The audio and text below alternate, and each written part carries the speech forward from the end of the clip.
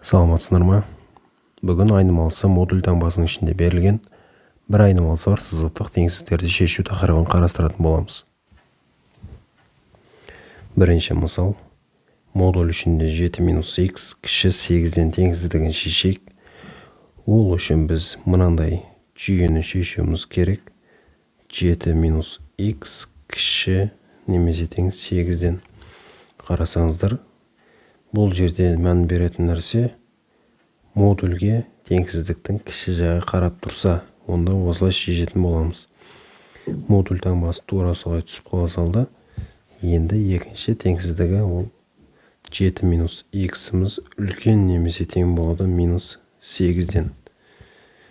Осы теңсіздікті шешетін болсақ. -х қалады. 7-міз қарама-қарсы таңбамен өтеді.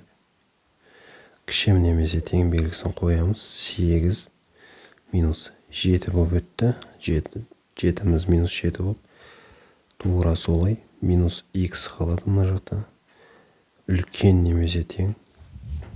-8 -7 болады. Сонда бұдан ары қарай -х-міз кіші немесе тең 1-ден, -х-міз үлкен немесе тең -8 -7-міз ол -15-ті береді.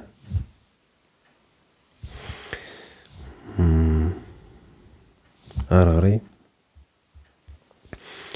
бұдан енді теңсіздіктерді бізге айнымалының өзі керек. Алдында минустан құтылу үшін барлығын қарама-қарсы айналдырып жүрсек.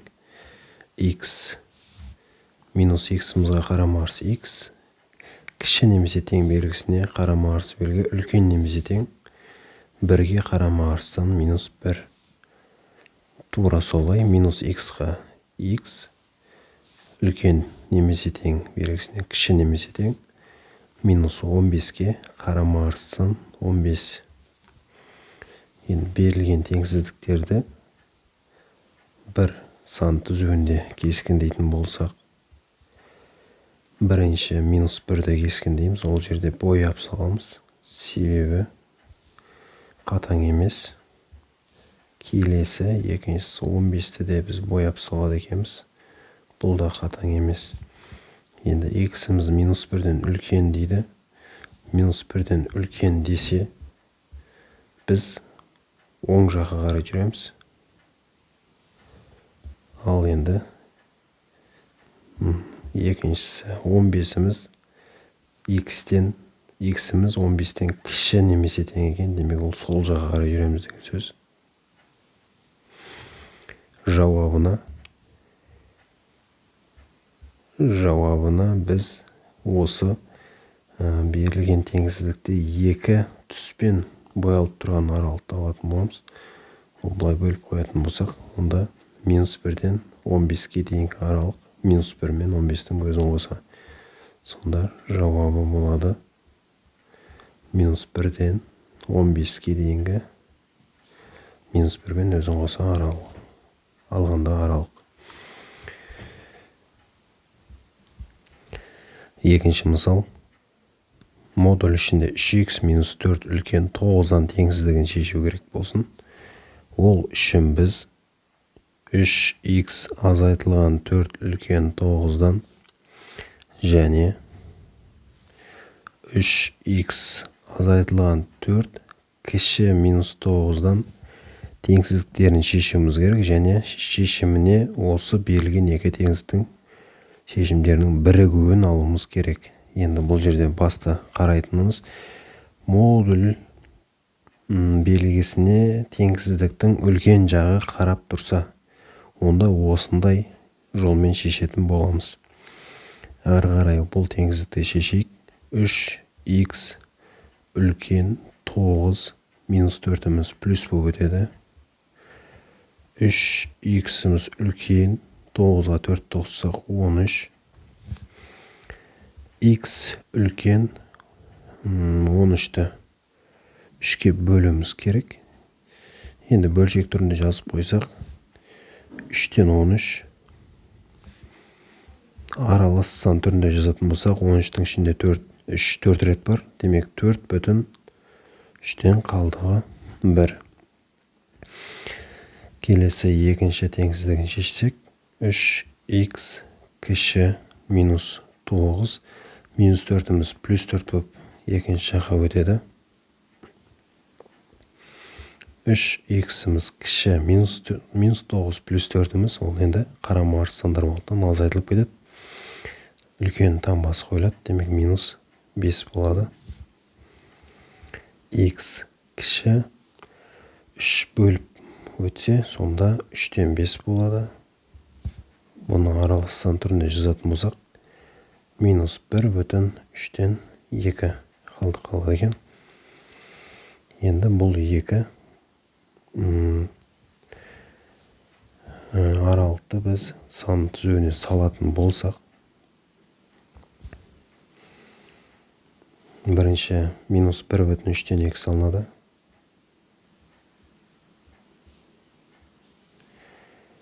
Келесі 4/3-тен 1 салынады. Енді біз минус 1/3-тен 2-дің сол жағын бояйды екенбіз. Солға қарай жүреді екенбіз. Ал енді 4/3-тен 1-ден 10-ға қарай, себебі x-ға үлкен жағы қарап тұр. Демек, 10-ға қарай жүреміз. Енді жаңа біз айттық, бұның жауабына біз осы 2 аралықтың бірігуін алуымыз керек. Сонда жауабын жазатын болсақ, жауабы бізде мына жақта минус шексіздік бар. Минус шексіздіктен минус 1/3-тен 2-ге дейін.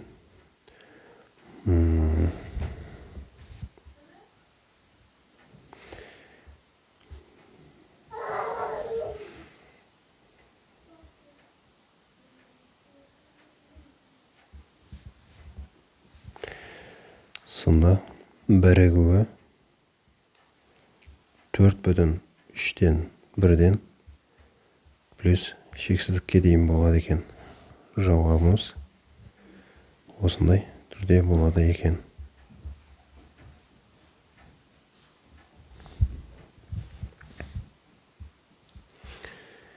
Номері 1062-ші есеп. Теңсіздік тура болатындай z айнымалысының барлық бүтін мәндерін табыңдар дейді. 6-шысын қарастырайық. Модуль ішінде z кіші 3-тен дейді. Біз бағана айтқанбыз, егер модульге кіші жағы қарап тұрса, онда бізде жүйе болады. Демек z кіші 3-тен және z үлкен минус 3-тен. Енді осы екі теңсіздікті сан аралығына салатын болсақ, онда бізде боялмайды минус 3, боялмайды 3. Ал енді минус 3-тен үлкен, демек 10-ға қарай жүреміз. Келесі 3-тен кіші дейді. Демек 3-тен солға қарай жүреміз. Осы екеуінің арасы болады екен. Бұл екеуінің арасындағы біз бүтін сандарды жазуымыз керек. Минус 3 және 3 деген жауапқа кірмейді. Демек минус 3-тің оң жағында минус 2 бар. Жауабына сонда минус 2 жатады. Минус 1 бар. 0 бар. 1, 2 бар. 3 жазылмайды, жаңа айтылды. Себебі ол боялған жоқ, жауапқа кірмейді. Номері 1063-ші есеп. 3-шісін қарастырайық. Бұл жерде x қосылған бір модуль ішінде үлкен 3-тен деп тұр. Модульге теңсіздік белгісінің үлкен жағы қарап тұр екен. Демек біз екі теңсіздікті шешеміз және жауабына сол екеуінің бірігуін аламыз. Ол біріншісі x қосылған бір үлкен немесе тең 3. Ал енді екінші теңсіздігіміз x қосылған бір кіші немесе тең минус 3 деген. Сонымен бірінші теңсіздікті шешетін болсақ, x үлкен немесе тең 3 минус 1, 1'дің таңбасы минус болып өтеді. Екінші жаға x үлкен немесе тең 3-тен 1-ді азайтсақ 2. Келесі екінші теңсіздікте x кіші немесе тең минус 3 плюс 1-іміз минус 1 болып өтеді. X кіші немесе тең минус 3 минус 1-іміз ол минус 4-ті береді. Енді сан аралықтарына осы екі нүктені белесек.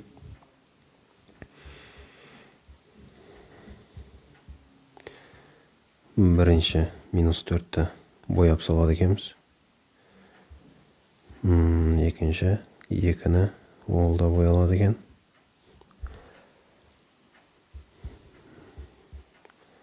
Минус 4-тен кіші, демек сол жаққа қарай жүреді. Ал 2-ден үлкен x-іміз, демек 2-ден 10-ға қарай жүреді.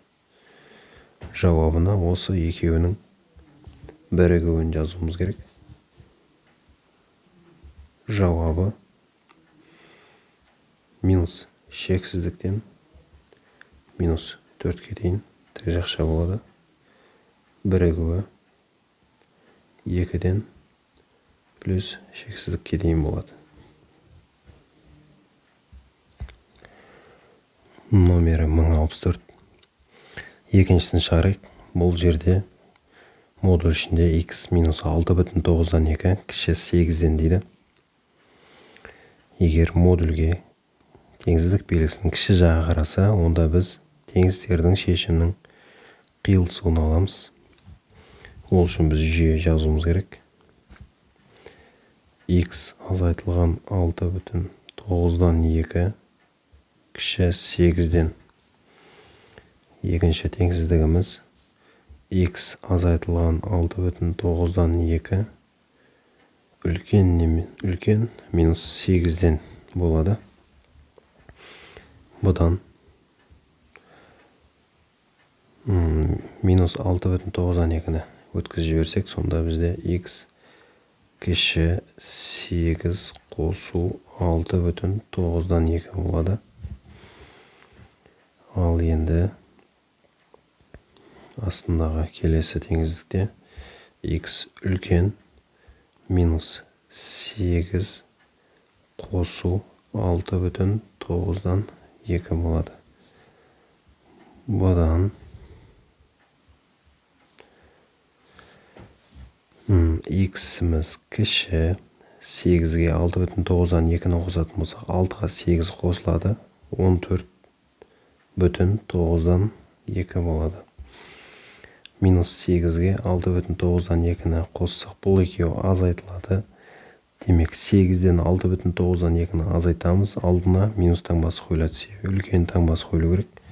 Сонда x-іміз үлкен болады. Минус 8-ден 6-ны азайтсақ 2 бүтін, бірақ 9-дан 2-ні азайтқан кезде 1 бүтін 9-дан 7 болады.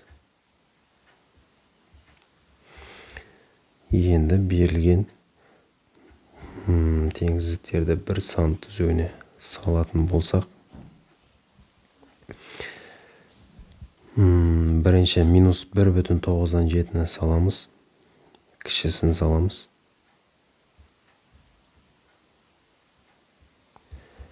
Келесі 14,9-дан 2-ні саламыз. Енді x минус 1,9-дан 7-ден үлкен екен, демек оның оң жағын бояймыз. Келесі x кіші дейді. 14,9-дан 2-ден кіші екен, демек ол солға қарай жүреді. Сонда жауабына біз осы екеуін екі рет сызық пайда болғанда алуымыз керек. Сонда жауабы минус, жай жақша минус 1,9-дан 7-ден 14,9-дан 2-ге дейінгі интервал болады екен. Номері 1065-ші есеп. Үшіншісін шығарайық. модуль ішінде 40,5 азайтылған x үлкен 50-ден. Егер де модульге үлкен жағы қараса, онда біз екі теңсіздік жазамыз. Және ол екі теңсіздіктің шешімдерінің бірігуі болады жауабы. Сонда 40,5 азайтылған x үлкен 50-ден. Екінші 40,5 азайтылған x кіші минус 50-ден. Әрі қарай минус x үлкен 50 40,5 азайту өтеді. Сонда минус x үлкен 9,5-тен x-іміз енді барлығына қарама-қарсы айналдырамыз. Демек минус x-қа қарама-қарсы x үлкен таңбасына қарама-қарсы кіші белгісі 9,5-ге қарама-қарсы ол санымыз ол минус 9,5. Екіншісін шешетін болсақ, минус x-іміз кіші болады, минус 50 минус 40,5 минус x кіші болады, минус 50 минус 40 ол екеуі қосылады, минус 90,5 болады. Енді барлығына қарама-қарсы айналдырсақ, онда x-іміз үлкен болады, 90,5. Екеуінде бір сан түзіне салатын болды. Минус 9,5-ті боямай саламыз. 90,5 саламыз. Ол да боялмайды.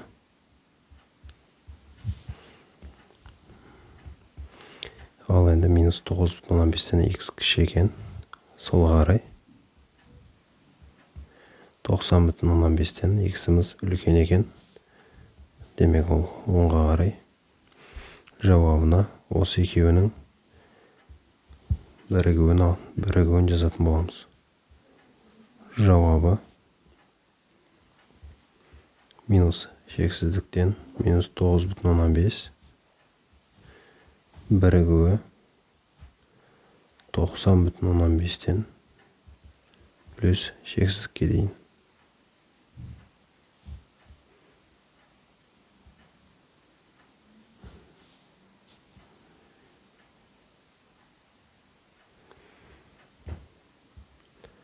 Номер 1066 есеп. Үшіншісі. Модуль белгісіне теңсіздіктің үлкен жағы қарап тұр, теңсіздік таңбасының. Демек, бұл жерде де алдындағы есеп сияқты екі теңсіздік жазамыз, және ол екеуінің бізде бірігуі болады шешімі. X азайтылған 2,5 үлкен немесе тең 3,5-тен.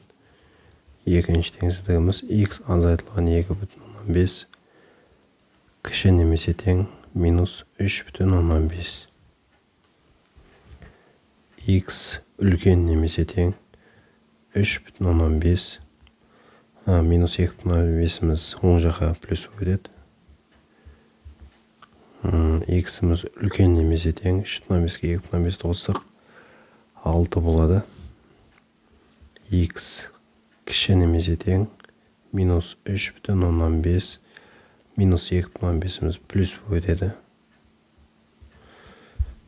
X-іміз кіші немесе тең минус 3,5 плюс 2,5 азайтылады. Үлкеннің таңбасы қойылады. Сонда 3,5-тен 2,5 айсақ 1. Демек минус 1 болады. Екеуін сан түзуіне салатын болсақ, минус 1-ді біз бояп салады екенбіз. 6-ны саламыз бояп. Минус 1-ден кіші, демек солға қарай. 6-дан үлкен, 10-ға қарай. Жауабына осы екеуінің бірігуін жазуымыз керек. Минус шексіздіктен минус 1-ге дейін тік жақша бірігуі 6-дан плюс шексіздікке дейін болады. Номері 1067 есеп. 5-ші. Модуль белгісіне теңсіздіктің кіші жағы қарап тұр. Ол кезде біз жүйе жазамыз. Және ол жүйенің бізде білеміз қиылысуын алынатын. Сонда жүйенің бірінші теңсіздігі модуль белгісін тастап кетсек, x қосылған 9,3 кіші немесе тең 10,3-тен болады. Енді екінші теңсіздігі x қосылған 9,3 үлкен немесе тең минус 10,3-тен. Бізге теңсіздігінің шешімі координаталық түзуде кескіндеңдер дейді. Демек, координаталық түзуде салсақ жеткілікті. Әрі қарай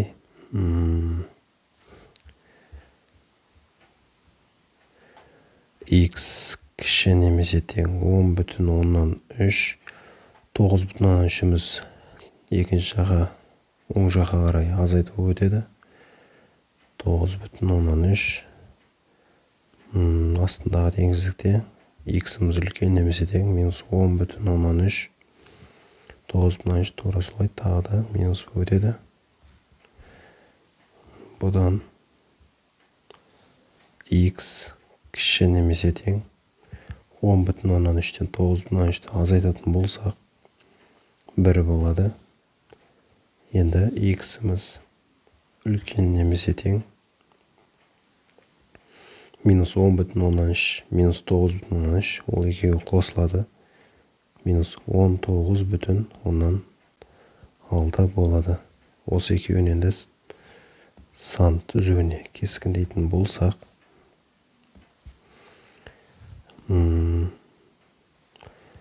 минус 19,6-ны мен бояп салуым керек екен.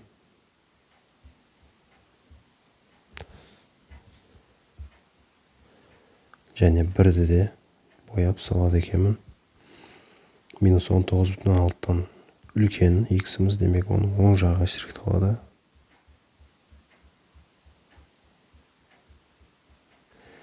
Бірден кіші дейді, демек сол жағы шрифталады.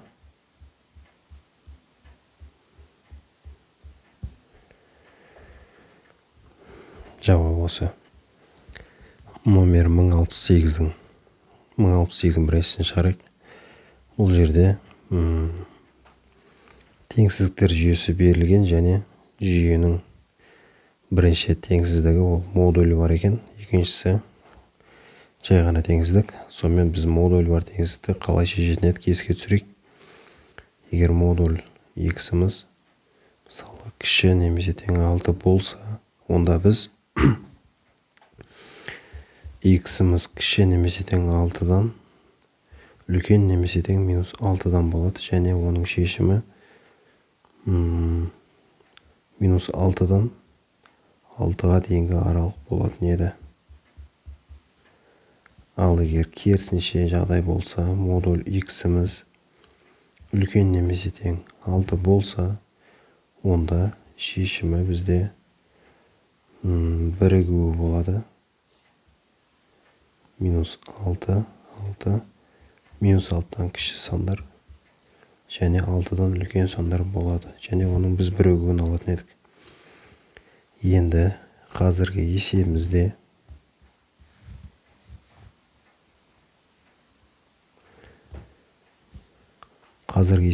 бізде x модуль x-қа кіші жағы қарап тұр екен. Демек бұл минус 6 мен 6-ның арасы және x үлкен 5-тен деген теңсіздікті екеуін бір жерге салатын болсақ, сан түзуіне бояйды екенбіз. Минус 6, 6. Ал енді осы екеуінің арасы боялады. 5 деген санымыз шамамен мына жер болса, x-іміз 5-тен үлкен екен. Демек, бұлай болады. Сонда бізге екі жағыда боялған аралық керек жауабына.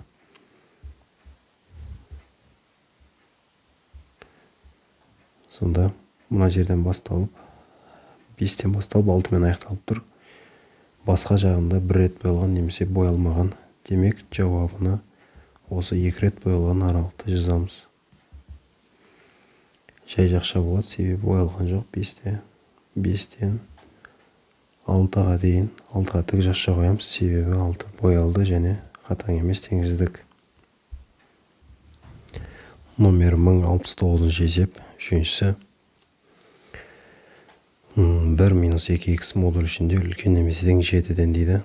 Теңсіздік белгісінің модульге үлкен жағы қарап тұр. Демек, біз екі теңсіздік жазамыз. 1 минус 2х үлкен немесе тең 7-ден.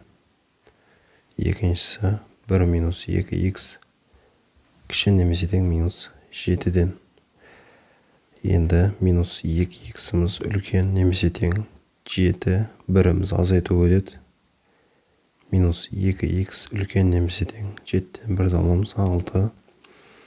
Енді барлығын қарама қарсы айналдыратын болсақ, минус 2х-ке қарама қарсы ол 2х үлкен таңбасына кіші немесе тең 6-ға минус 6.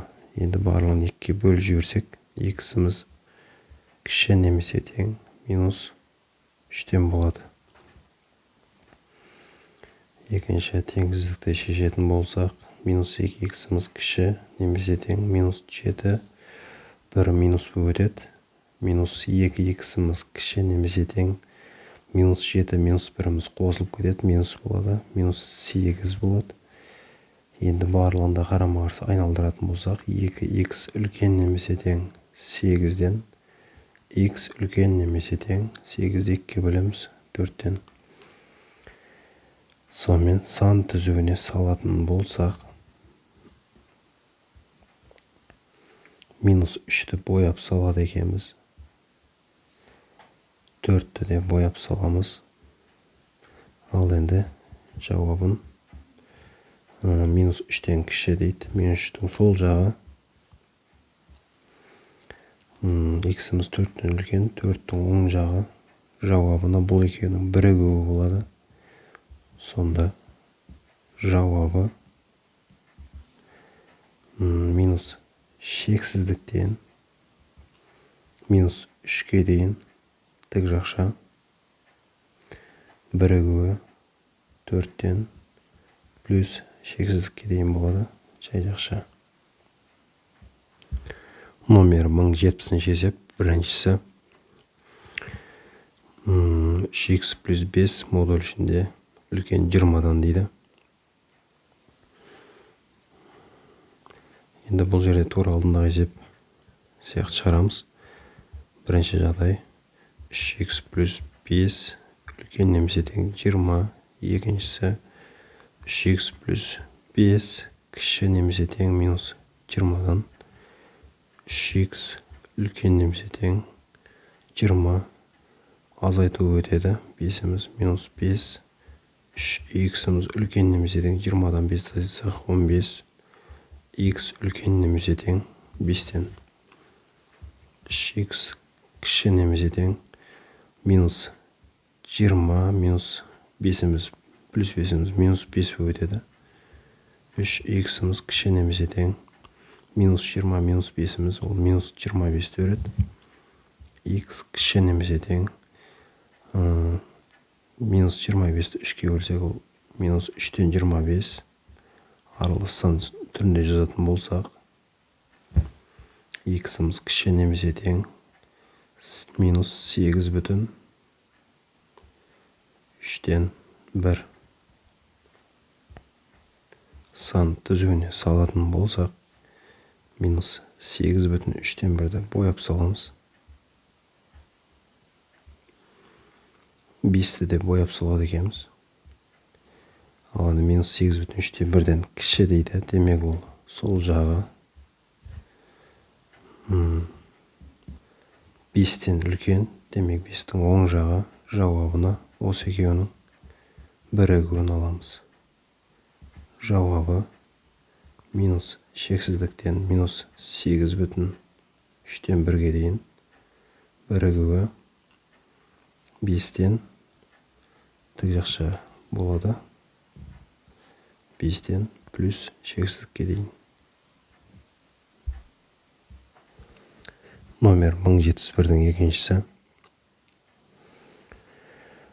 Модуль ішінде 0,8 минус 3-тен 1х үлкен 0,2-ден. Енді модульге үлкен жағы қарап тұр, демек бұл да екі жағдай. 0,8 азайтылған 3-тен 1х үлкен 0,2.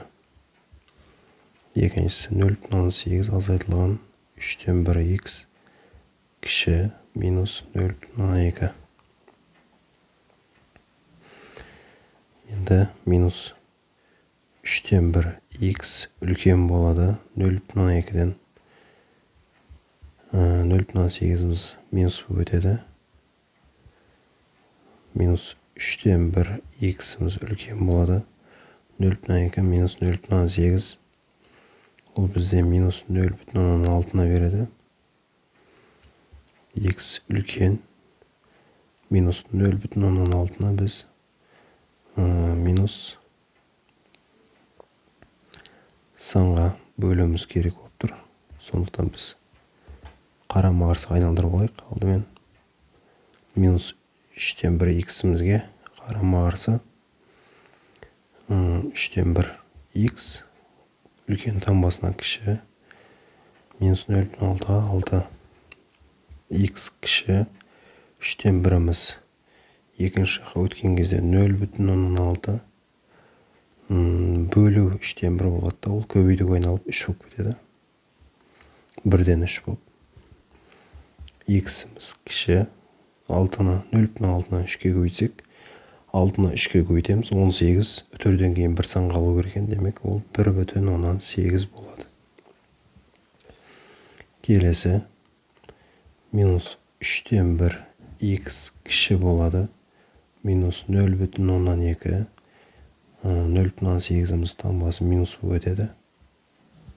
Сонда минус 3-тен 1х кіші болады минус 0,2 минус 8-іміз ол минус 1-де береді. Енді бәріне қарама қарсы айналдыратын болсақ, 3-тен 1х кіші үлкен 1-ден болады. Х-іміз үлкен болады. 1-ден 3-ке көбейтіп жіберем. Х үлкен болады 3-тен. Енді осы екеуін сан түзуіне салатын болсақ, 1,8-іміз кіші, ол боялмайды, қатаң теңсіздік, демек 1,8 3-те тура солай боялмайды. Енді 1,8-ден кіші дейді, демек солға қарай 3-тен үлкен х-іміз, демек 10-ға қарай жауабына берілген аралықтардың бірігуін жазамыз. Сонда жауабы минус шексіздіктен 1,8-ге дейін жайықша қоямыз. Бірігуі 3-тен плюс шексіздікке дейін жайықша болады. Сау болыңыздар.